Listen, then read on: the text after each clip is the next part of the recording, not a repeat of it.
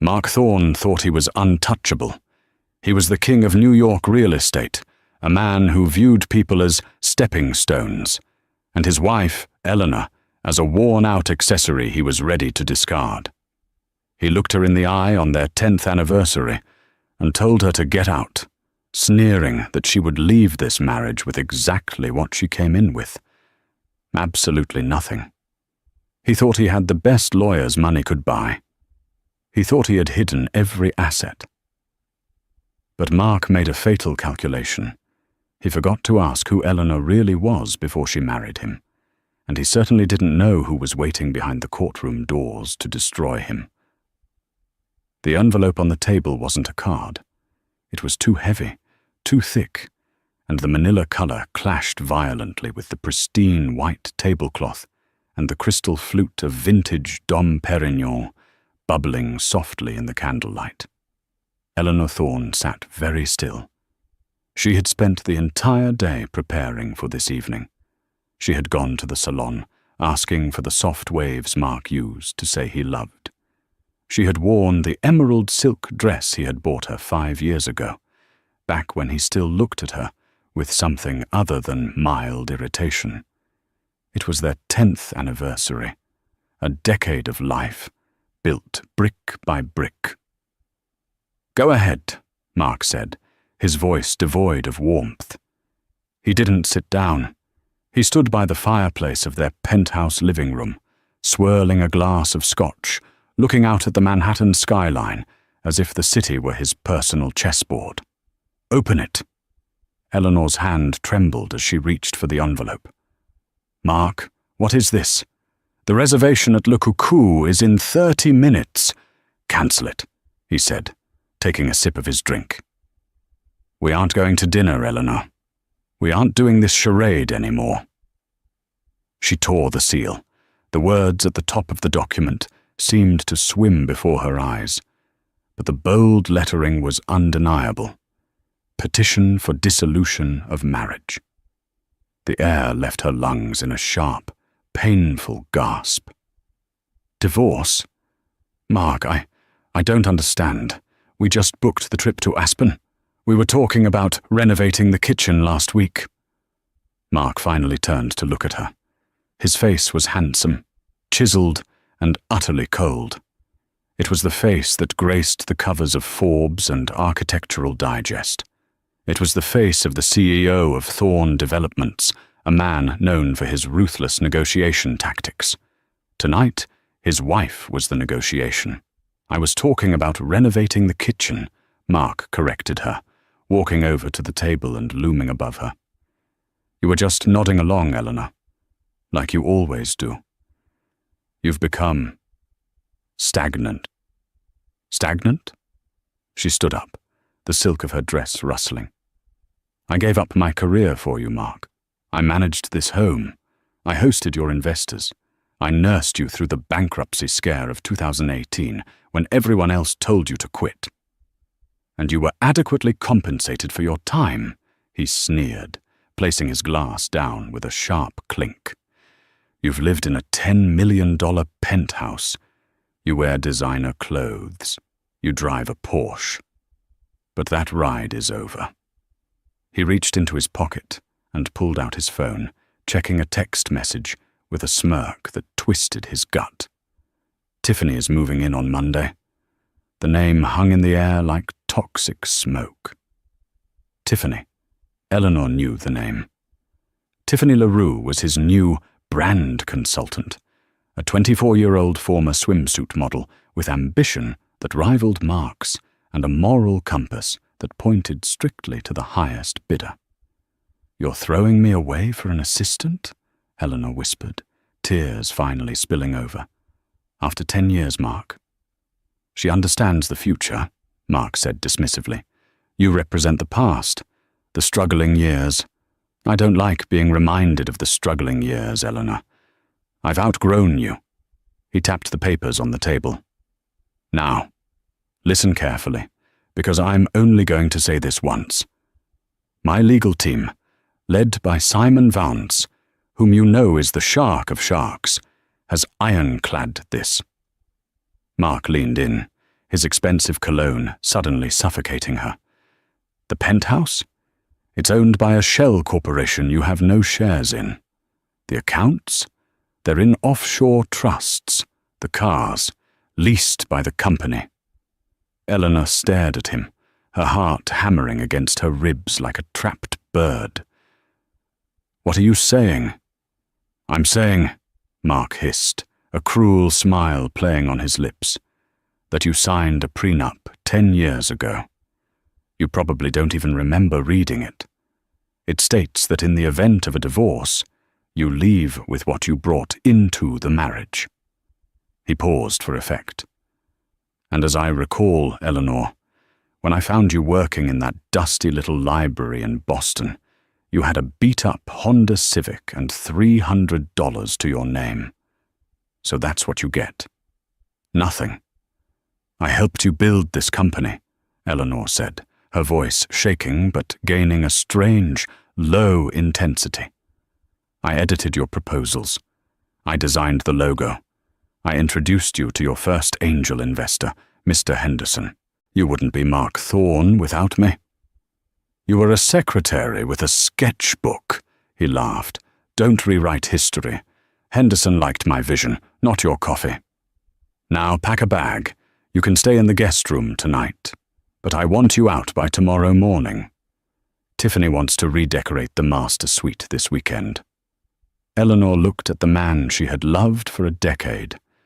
She looked for a trace of the shy, ambitious boy she had met in the university library, the one who had cried in her arms when his mother died, the one who swore they would conquer the world together.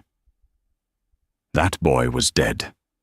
He had been consumed by the monster standing in front of her. She dried her tears. The trembling in her hands stopped. A strange, cold calm washed over her, a demeanor that Mark had never seen before. It was a genetic trait, something buried deep in her DNA, dormant for years, now awakened by the shock of betrayal. You want me to leave with nothing? She asked softly. I don't want you to. Mark shrugged, checking his watch. I'm telling you to. It's already done. Sign the papers, take the check for $10,000 I've generously attached as a relocation fee, and disappear, Eleanor. Don't embarrass yourself by fighting it. Simon Vance will bury you in legal fees until you're living in a cardboard box. Eleanor reached out and picked up the heavy envelope. She didn't open it. She didn't sign it. She simply held it. Okay, Mark, she said. Her voice was void of emotion. If that's how you want to play it. There's no play, he scoffed. Game over. Eleanor turned and walked toward the grand staircase. She didn't pack a bag. She didn't go to the guest room. She walked straight to the front door, opened it, and stepped out into the cold New York night without even a coat.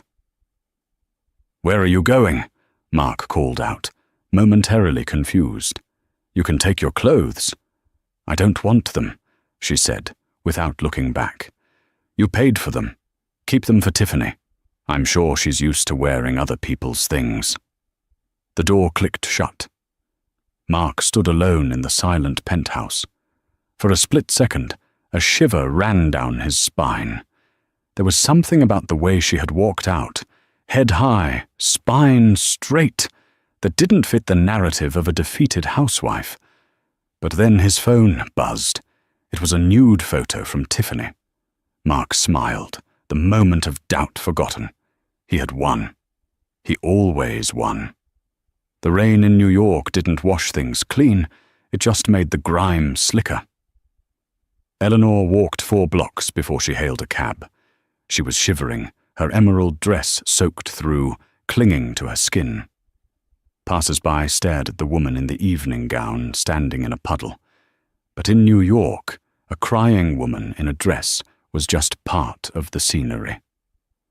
Where to, lady? The cab driver asked, eyeing her suspiciously in the rear-view mirror. The St. Regis, she said automatically, then stopped. She didn't have her credit cards. Mark had likely cancelled them the moment the door shut.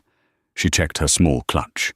She had $60 in cash and a personal cell phone, not the one on the family plan, but a burner she had kept for emergencies. She had never expected the emergency to be her husband. "Actually," she corrected herself, her voice raspy. "Take me to the Motel 6 near JFK, the one on the conduit." The driver raised an eyebrow but didn't argue. It was a long drive from the Upper East Side to the grimy outskirts of the airport. When she arrived, the neon sign was flickering, the O in motel burnt out. It was a fitting metaphor for her life. She paid cash for a room that smelled of stale cigarettes and industrial cleaner. Eleanor sat on the edge of the lumpy mattress. The room was stark, no marble floors, no view of Central Park, just peeling beige wallpaper and the sound of planes roaring overhead. She should have been hysterical. She should have been screaming. But the cold calm was still there, anchoring her. She closed her eyes and let the memories wash over her, not to torture herself, but to remember the truth. Flashback. 12 years ago. She wasn't just Eleanor. Back then, she was Eleanor Blackwood, though she used her mother's maiden name, Eleanor Cross, at university to avoid the questions. She wanted to be an artist, to see the world through her own eyes, not through the lens of her family's empire. She met Mark in the library. He was frantic, his hair a mess, trying to print a thesis on a printer that was jammed. "It's the toner," she had said, fixing it in 2 seconds. He had looked at her like she was a savior. He was poor, desperately poor. He was on a scholarship that didn't cover food half the time. She started bringing him extra sandwiches. She edited his papers. When he couldn't afford the materials for his final architectural model, she found $5,000 and told him she won a scratch-off lottery ticket. She fell in love with his drive. He had a hunger that she, born into immense privilege, had never felt. She wanted to help him feed that hunger. When they married, she made a choice. Her father, the formidable patriarch of the Blackwood family, had disapproved. "He loves your wallet, not your soul, Elle," her father had warned. "He's a climber, and climbers step on things to get to the top." "I'm not telling him who we are," Eleanor had told her father. "I want to be loved for me. I'm cutting myself off. I'll live on his salary. We'll build it together." Her father had signed the papers reluctantly. Eleanor Blackwood legally became Eleanor Thorne. She buried her past. She stopped taking calls from the family office. She became the dutiful wife, using her innate business sense, learned at the dinner table of billionaires, to guide Mark, all while letting him think it was his genius. Present day. Eleanor opened her eyes. She looked at the cheap phone in her hand. Mark was right about one thing. She had signed a prenup. He had insisted on it, ironically, to prove he wasn't after her meager savings as a librarian. But Mark was arrogant. He had used a template he downloaded off the internet back then. He had told her to leave with what she came with. "He forgot," she whispered to the empty room. "He forgot that I didn't come with money. I came with connections." She dialed a number. It was a number that hadn't changed in 20 years. It rang once, twice. "This is the private line of Jonas Blackwood. Who is this?" The voice was deep, authoritative, and terrifying to most of the business world. To Eleanor, it sounded like safety. "Jonas," she said, her voice finally cracking. "It's Elle." There was a silence on the other end, a heavy, pregnant silence. Jonas Blackwood, the CEO of Vanguard Enterprises, a conglomerate that could buy and sell Mark's company 10 times over before breakfast, did not like surprises. "Eleanor?" His voice softened, losing the boardroom edge. "It's been 10 years. Where are you?" "I'm at a motel near JFK." "Why?" The sharpness returned. sharper than a guillotine blade. "Mark," she said. He kicked me out. He's divorcing me. He told me to leave with nothing." "Did he now?" Jonas's voice dropped an octave. It was a tone known in the financial world as the Blackwood chill. It usually preceded a hostile takeover or a corporate dismantling. "And does Mr. Thorne know that his wife is the silent shareholder of the Blackwood Trust?" "No," Eleanor said. "He thinks I'm just a librarian who got lucky." "I see." She could hear the sound of a chair scraping back, the movement of a man springing into action. "Stay there, I'm sending the car. Not a taxi, Eleanor. The car." "Jonas, I don't want to go back to Dad's house," she said. "Dad passed away 3 years ago, Elle. We tried to tell you." Mark returned the letters. "He said you weren't interested." The air left the room. Eleanor gripped the phone, her knuckles white. "What?" "He blocked us," Jonas said, the anger vibrating through the phone line. "He sent cease and desists to the family office. He told us you wanted nothing to do with us. We thought you hated us for cutting you off." A fresh wave of hatred crashed over Eleanor. Mark hadn't just cheated on her. He hadn't just stolen her youth. He had stolen her chance to say goodbye to her father. He had isolated her completely to control her. The sadness evaporated. The heartbreak calcified into something hard and sharp as a diamond. "Jonas," she said, her voice steady again. "Don't send the car yet. I need you to do something else first. Name it. I need a lawyer, not just a lawyer. I need a war hammer." "I'll get you Archibald Sterling," Jonas said. "But Elle, if we do this, we do it the Blackwood way. Total scorched earth." Eleanor looked at her reflection in the cracked motel mirror. The soft, supportive wife was gone. In her place was the daughter of a titan. "Scorched earth isn't enough," Eleanor said. "I want him to believe he's winning. I want him to stand in court and gloat. And then I want to take everything. Not just the money, his reputation, his company, his pride." "I'm listening," Jonas said. "Let the proceedings begin. Let him think I'm using a public defender. Let him bully me. When the court date comes, I want you to walk in." "Consider it done," Jonas replied. "Welcome back to the family, Eleanor." She hung up the phone. Outside, the rain had stopped. The next morning, Mark Thorne woke up in his king-sized bed, Tiffany draped over his arm. He checked his phone. No missed calls from Eleanor. No begging texts. "Good," he muttered to himself. "She knows her place."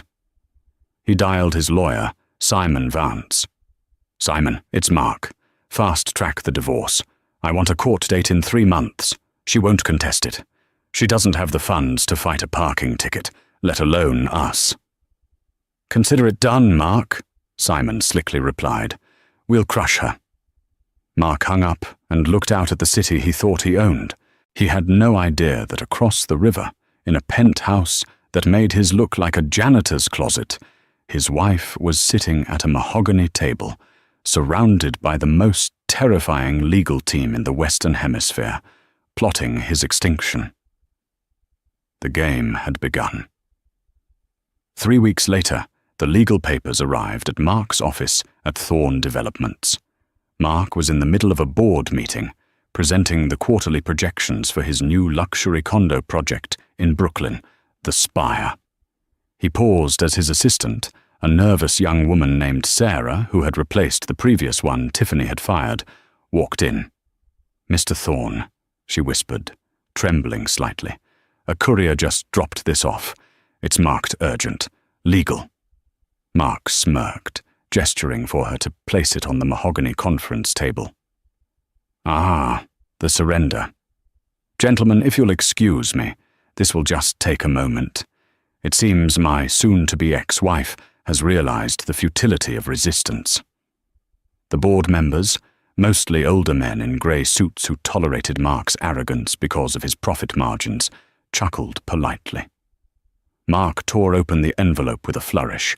He expected a signed settlement. He expected a surrender flag. Instead, he found a notice of representation. State of New York, Family Court, Eleanor Thorne versus Mark Thorne. Attorney of record, Milton Weathers. Milton Weathers? Mark read the name aloud, brow furrowed. He looked at his chief financial officer, Greg Jensen. Greg, have you ever heard of a lawyer named Milton Weathers? Greg shook his head. Sounds like someone who advertises on the back of a bus, Mark. Mark laughed, a barking, cruel sound. He pulled out his phone and Googled the name.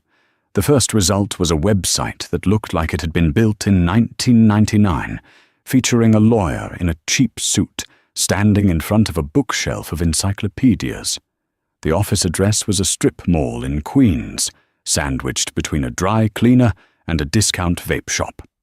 She hired a strip mall lawyer, Mark announced to the room, tossing the papers down. She's actually going to try to fight me with a guy who probably handles slip-and-fall cases at supermarkets. Maybe you should settle Mark, one of the board members, Mr. Henderson, the very man Eleanor had introduced him to years ago, suggested quietly. Divorces can get messy.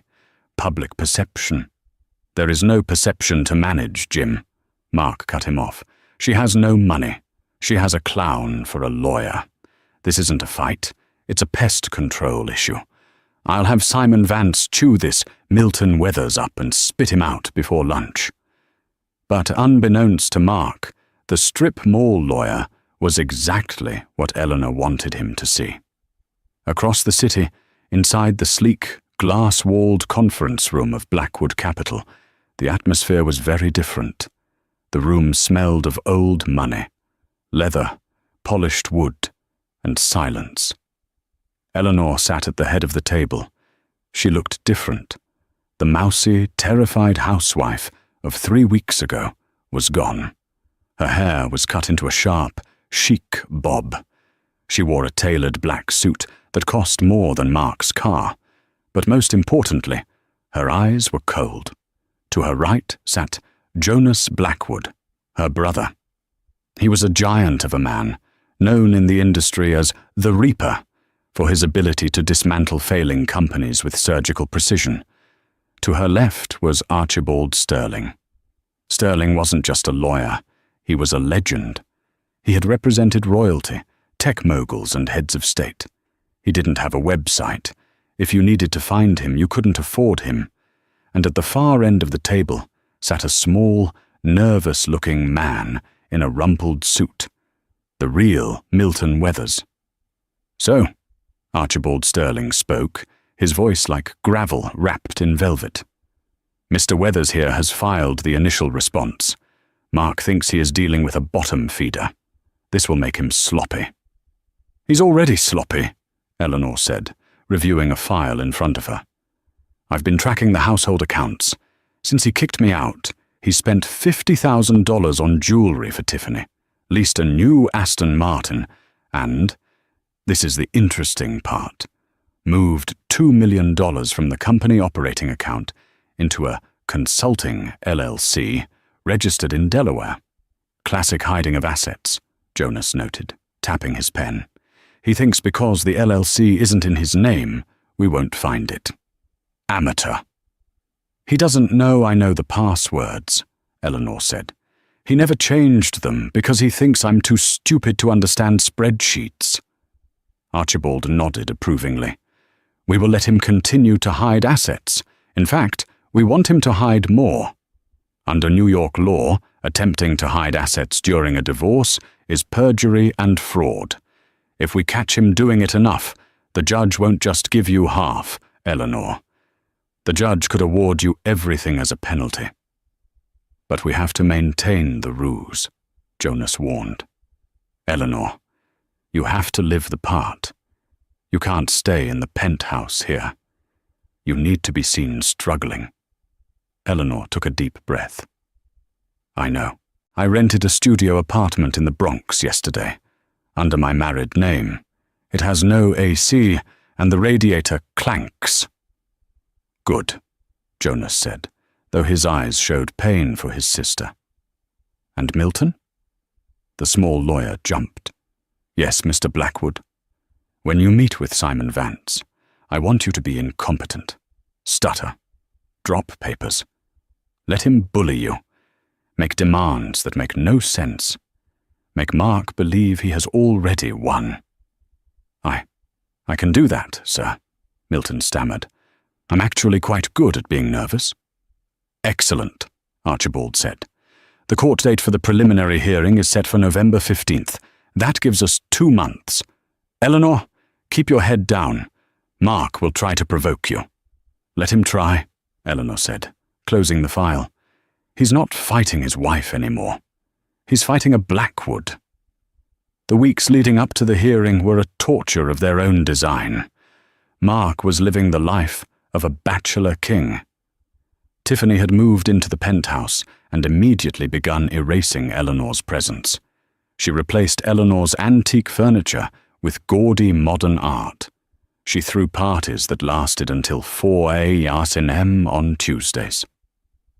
One afternoon, a month before the trial, Eleanor was walking out of a grocery store in Midtown. She was playing her part perfectly, wearing jeans and a worn-out coat, carrying 2 bags of groceries. She had to maintain the image in case Mark had a private investigator watching her. As she waited for the crosswalk light to change, a sleek silver Aston Martin pulled up to the curb. The window rolled down. It was Mark. Tiffany was in the passenger seat, wearing oversized sunglasses and laughing at something on her phone. "Well, well," Mark's voice boomed, causing people on the sidewalk to turn. "If it isn't the ex-Mrs. Thorne." Eleanor froze. She tightened her grip on the grocery bags. "Hello, Mark. Shopping for... what is that? Ramen?" Mark sneered, looking at her bags. "I heard you're living in the Bronx now. How quaint. I hope the rats aren't too big." Tiffany leaned over, pulling down her sunglasses to inspect Eleanor. "Oh my God, Mark, is that her? She looks... tired." "She looks like what she is," Mark laughed. "A nobody." He opened the car door and stepped out. He was wearing a bespoke suit, looking every inch the master of the universe. He walked around the car and stood in front of Eleanor on the busy sidewalk. "I'm going to do you a favor, Eleanor," he said, his voice dropping so only she could hear. "Because I'm a generous guy. Call off your joke of a lawyer. Sign the papers I sent. I'll up the relocation fee to $20,000. That's 2 years of rent in whatever dump you're living in." "I don't want your money, Mark," Eleanor said, channeling every ounce of her acting ability to sound weak and defeated. "I just want what's fair." "Fair?" Mark barked a laugh. "Life isn't fair, honey. Look at us. I'm about to close a $100 million deal with the city. You're buying generic bread. You can't win. Simon Vance is going to destroy you in court. He's going to subpoena your medical records, your diary, everything. He'll make you look like an unstable gold digger." He reached into his pocket, pulled out a $100 bill, and tucked it into the pocket of her worn coat. "Buy yourself a nice dinner, Elle. On me. Consider it alimony." He patted her cheek, a patronizing, humiliating gesture, then turned and got back into the car. The engine roared, and the Aston Martin peeled away, leaving Eleanor standing in a cloud of exhaust fumes. Passers-by looked at her with pity. A woman next to her shook her head. "What a jerk. You okay, honey?" Eleanor looked down at the $100 bill sticking out of her pocket. She slowly pulled it out. She didn't cry. A slow, terrifying smile spread across her face. "I'm perfectly fine," she told the woman. "He just made a mistake." "What mistake?" "He thinks he's the predator," Eleanor whispered as she walked away. "But he's just the bait." That night, Eleanor called Archibald Sterling. He approached me, she said. Did he say anything specific? He mentioned the Spire deal with the city, Eleanor said. He said he's about to close it. Interesting, Archibald murmured. That deal requires a rigorous audit of his company's liquidity. If he's hiding money in Delaware LLCs to keep it from you, his liquidity reports to the city are likely falsified. Exactly, Eleanor said. If we reveal that during the divorce proceedings, Archibald mused, the city will pull the contract. His stock will tank. He'll be leveraged to the hilt with no income. Do it, Eleanor said. Archibald cautioned. That won't just hurt him. It will destroy Thorn Developments, the company you helped build. It will wipe out everything. Eleanor looked at the empty walls of her temporary apartment. She thought of the letters Mark had returned to her dying father. She thought of the years she spent building his ego while he diminished hers. Burn it down, Archie, she said. Burn it all down. The day of the hearing arrived with grey skies and a biting wind.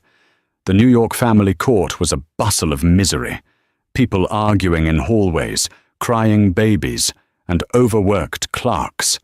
Mark strode in like he was entering a gala. He was flanked by Simon Vance, a man who looked like a predatory bird with slicked-back hair and a suit that cost more than most people's cars. Behind them was Tiffany, dressed in an inappropriate white cocktail dress, treating the hallway like a runway. On the other side of the aisle, Eleanor sat on a wooden bench. She wore a simple grey dress and no makeup. Next to her sat Milton Weathers, who was currently dropping a stack of files on the floor and scrambling to pick them up. Mark nudged Simon. Look at them. It's pathetic. Let's get this over with so I can go to lunch. Don't worry, Mr. Thorne, Simon Vance sneered. I'll have the judge dismiss her claims for spousal support in the first 10 minutes. The bailiff opened the doors. All rise for the Honourable Justice Marilyn Hart. Judge Hart was a no-nonsense woman in her 60s who had seen every lie a husband could tell. She sat down and peered over her glasses. Thorne versus Thorne, she announced. Appearances? Simon Vance for the petitioner. Mark Thorne, Simon boomed, projecting his voice. Milton Weathers for the respondent. Eleanor Thorne, Milton squeaked, standing up and knocking over his water cup. Mark audibly snickered. Judge Hart shot him a warning look. Mr. Vance, you may proceed, the judge said. Your Honour, Simon began, striding to the centre of the room. This is a simple case. The parties have a prenuptial agreement. Mr. Thorne is a successful businessman. Mrs. Thorne has been unemployed for 10 years. We have offered a generous settlement. However, the respondent is attempting to extort my client for half of his business assets, to which she has no claim. Simon placed a hand on the table. We ask that the prenuptial agreement be enforced immediately and the case be closed. Judge Hart looked at Milton. Mr. Weathers, do you have a response? Milton stood up, his hands shaking. He looked at his notes, then at Eleanor, then at the judge. Actually, Your Honour, I do have a motion. Spit it out, Counsellor, the judge said. I would like to request a substitution of counsel, Milton said. Mark rolled his eyes. Oh, for God's sake, she's firing him now. This is a delay tactic, Your Honour. Denied, Simon Vance shouted. This is an abuse of the court's time. Mr. Weathers, Judge Hart sighed. Who is the new counsel? Is he present? Yes, Your Honour, Milton said, finally smiling. It wasn't a nervous smile anymore. He's right outside. Milton stepped aside. The double doors at the back of the courtroom swung open. The room went silent. Walking down the centre aisle was not another strip mall lawyer. It was a phalanx. First came 4 junior associates in matching charcoal suits, carrying bankers' boxes of evidence. Then came a man Mark recognized from the news, Archibald Sterling, the most feared litigator in New York, but it was the man walking beside Sterling who made the blood freeze in Mark's veins. It was Jonas Blackwood. Jonas didn't look at the judge. He didn't look at the lawyers. He walked straight to the defense table, pulled out the chair next to Eleanor, and sat down. He took her hand and squeezed it. Mark stared. His mouth opened, but no sound came out. "Your Honor," Archibald Sterling said, his voice commanding the room instantly. "Archibald Sterling, taking over representation for Mrs. Eleanor Blackwood Thorne." "Blackwood," Simon Vance whispered, his face draining of color. He turned to Mark. "You didn't tell me she was a Blackwood." I didn't know," Mark stammered. "What is going on?"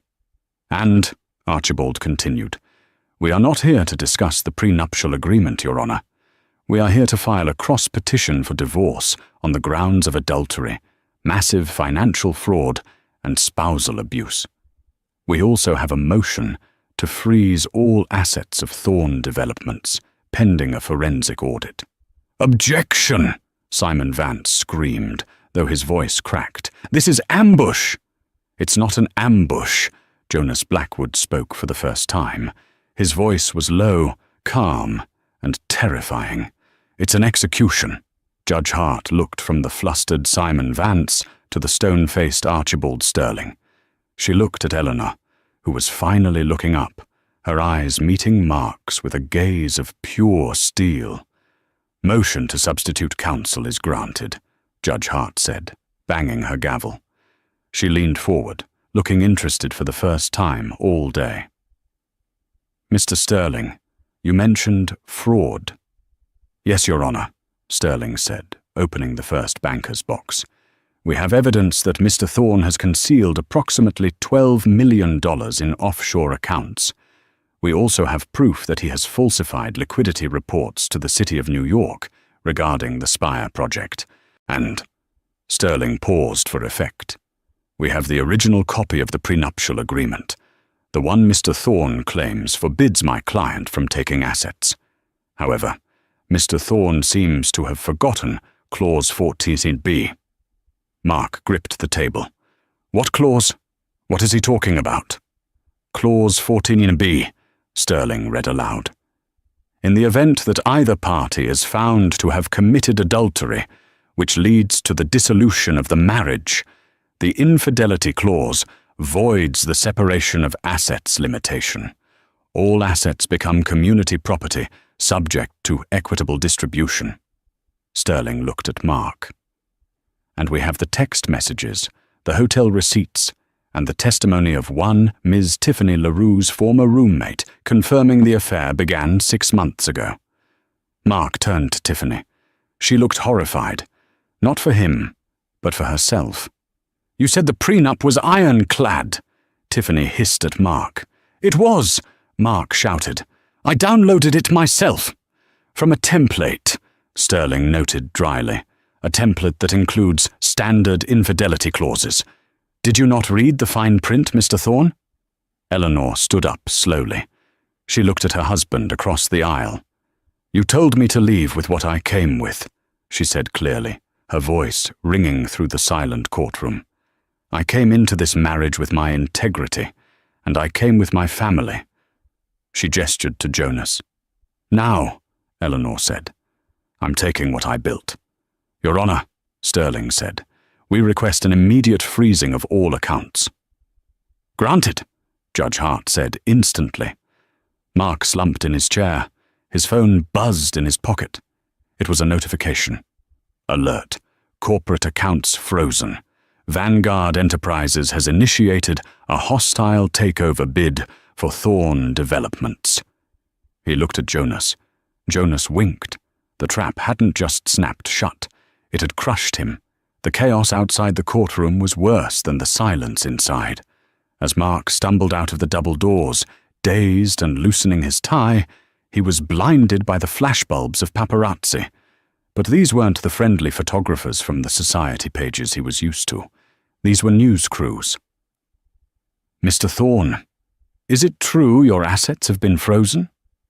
Mr. Thorne, what do you have to say about the fraud allegations regarding the Spire project? Is it true you didn't know your wife was a Blackwood?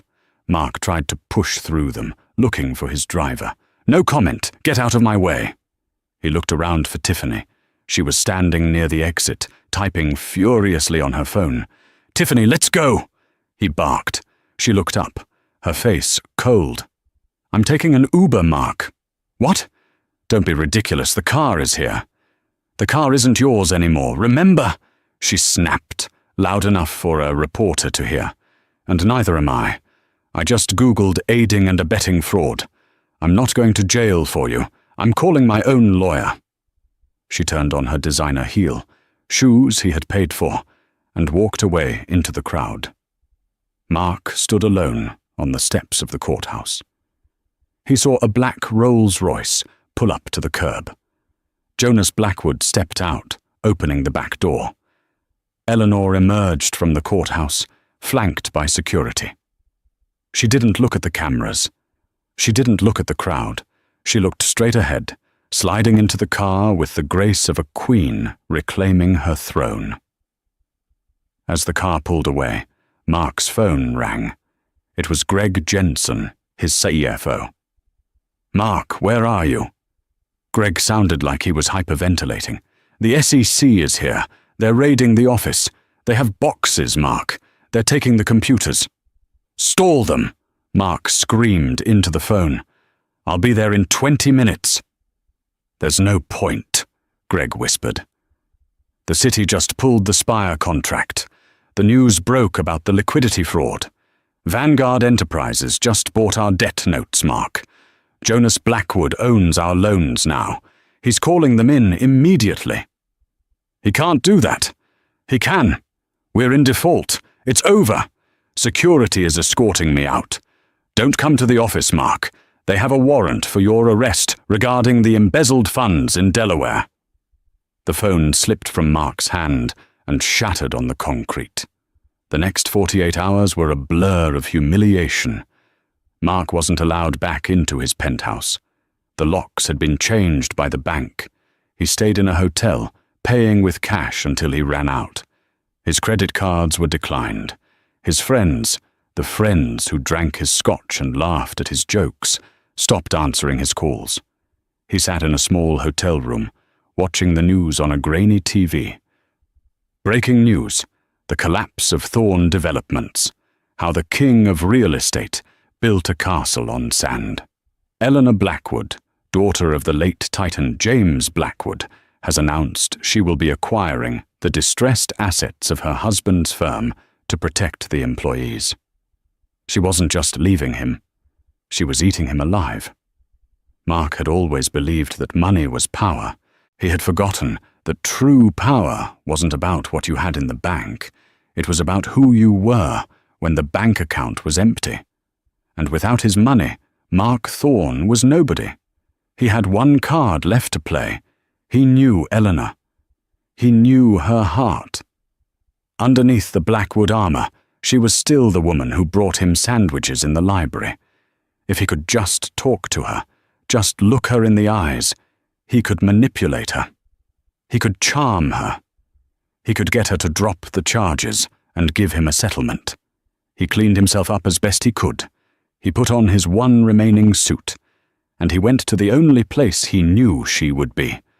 The rain that lashed against the pavement of Manhattan wasn't a cleansing shower. It was a freezing, relentless assault. Mark Thorne stood on the corner of 57th and Park, water pooling in his Italian leather shoes, shoes that were now scuffed and waterlogged. He had been the king of New York real estate. He had commanded rooms with a whisper. Now he was shivering in a suit that hadn't been pressed in 48 hours, staring up at the monolith of glass and steel that was the headquarters of Vanguard Enterprises. The building pierced the low-hanging clouds, a fortress of wealth and power. And somewhere on the top floor, sitting above the weather and the chaos, was his wife, or rather, the woman who was currently dismantling his existence. Mark wiped rain from his eyes and pushed through the revolving doors. The lobby was warm, smelling of white tea and expensive polish. He walked toward the security desk, trying to summon the arrogance that had carried him through life for the last decade. "I'm here to see Eleanor." "Mrs. Thorne," Mark said. His voice cracked slightly. The security guard, a man with a neck as thick as a tree trunk, didn't even look up from his monitor. "Do you have an appointment?" "I'm her husband," Mark snapped, though the bite was gone from his tone. "Just call up. Tell her I'm ready to surrender." The guard looked him up and down. He saw the dark circles under Mark's eyes, the slight tremor in his hands, the water dripping from his nose. It wasn't the look of a CEO, it was the look of a desperate man. "Wait here," the guard grunted. 10 agonizing minutes passed. Mark paced the marble floor. Every time the elevator dinged, he jumped. He rehearsed his speech in his head. "I'll appeal to her heart. She's soft. She's always been soft. That's why I married her. I can mold her. I just need 5 minutes to remind her who we are." Finally, the guard waved him over. "Top floor. You have 10 minutes. If you aren't down in 11, I come up and drag you out." Mark straightened his tie, slicked back his wet hair with his hands, and stepped into the elevator. The ascent was smooth and silent, but his ears popped as the numbers climbed. 40, 50, 60. With every floor, his stomach twisted tighter. He was ascending to Olympus, but he was coming as a beggar. The doors slid open with a soft chime. The office was cavernous. It was less a workspace and more a sanctuary of intimidation. Floor-to-ceiling windows offered a panoramic view of the city he used to think he owned. The furniture was sparse, modern, and terrifyingly expensive. Standing by the window with her back to him was Eleanor. She wore a white suit, tailored to perfection, sharp enough to cut glass. She didn't turn around when he entered. To her left, sitting in a leather armchair and reading a file, was Jonas Blackwood. "Eleanor," Mark breathed. She turned slowly. Mark stopped. He expected to see anger. He expected to see the red-rimmed eyes of a woman scorned. He expected screaming.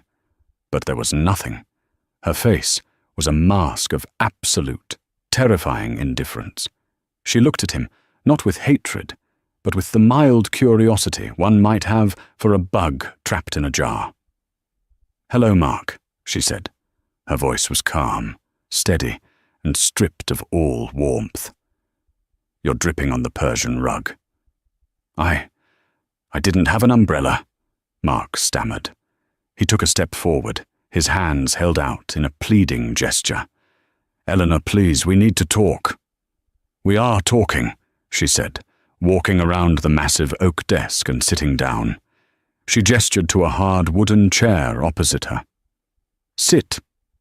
Mark sat. He felt small. The desk was vast, a physical barrier between his ruin and her power. "I've lost everything, Eleanor," Mark began, letting his voice break. He knew how to play the victim. "The banks locked me out. The SEC raided the office this morning. They took my laptop. They took my passport. Greg told me there's a warrant being typed up right now."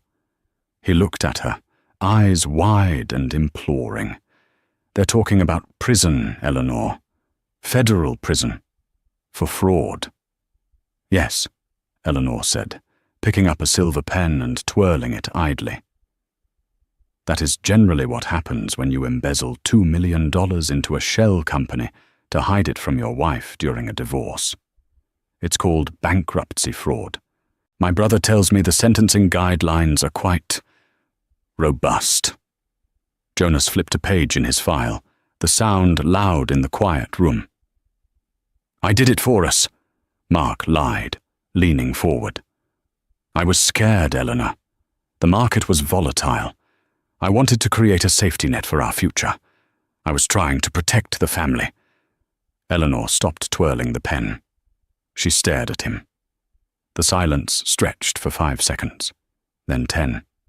"Mark," she said softly, "do not insult me. You didn't do it for us. You moved that money to fund a life with a 24-year-old swimsuit model named Tiffany. You did it because you thought I was stupid. You thought I was just the little librarian you plucked from obscurity." "No, that's not true. I love you." Mark stood up, desperate now. "Remember the library? Remember the sandwiches? Remember how we dreamed of taking over the city? I made you, Eleanor. I gave you this life. We are a team." Eleanor laughed. It wasn't a happy laugh. It was dry, hollow, and sharp. "You made me?" she repeated. She stood up, and for a second she seemed 10 feet tall. "You didn't make me, Mark. You consumed me. I gave you my connections. I gave you my inheritance, channeled through investors so your fragile ego wouldn't bruise. I edited your proposals. I smoothed over your mistakes. I built the stage so you could play the king." She walked to the edge of the desk. "And when you thought you were big enough, you tried to throw me away like trash. You told me to leave with nothing. Do you remember that night? You stood there, drinking champagne, and told me I was worth 0. Mark slumped back into the chair. The fight was draining out of him. "I was angry. I didn't mean it. Please, Eleanor, I'm begging you. I can't go to jail. I'll die in there. Help me. Just make it stop." Eleanor looked at Jonas. Jonas nodded once, closing the file. "I'm not going to let you go to jail, Mark," Eleanor said. Mark's head snapped up. Hope, wild and blinding, rushed back into his chest. You aren't?" "No," she said. "I have spoken to the district attorney. Vanguard Enterprises has agreed to acquire Thorn Developments. As part of the acquisition, we are covering all outstanding debts and repaying the embezzled funds to the corporate accounts immediately. The fraud charges will be dropped. The warrant will be recalled." Mark let out a sob of relief. He covered his face with his hands. "Oh, thank God. Thank you, Eleanor. Thank you. I knew you still loved me. I knew it." He wiped his face, a smile breaking through the misery. Okay, so we merge the companies. I can run the design division.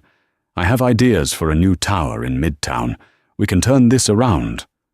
When can I move back into the penthouse?"